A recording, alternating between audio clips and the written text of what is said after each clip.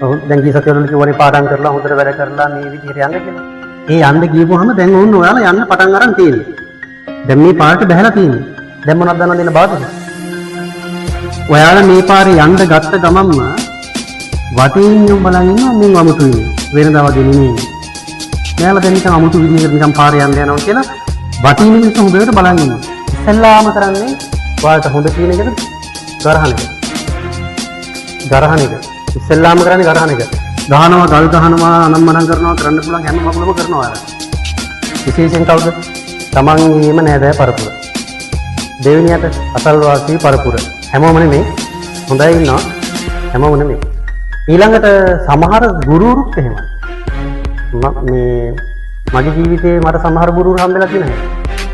ඒ කියන්නේ ඉගෙන ගන්නවට කෙලින්ම අකමැති. එයාලගේ ළමයි විතරක් හොඳ ඩොක්ටර්ස් ඉංජිනේර්ස්ලා අපි කියපුවම මේක හරි අමාරුයි ළමයි. මේක බෑග් කියලා. මම උසස් පෙළට ගිහිල්ලා රසායන විද්‍යාව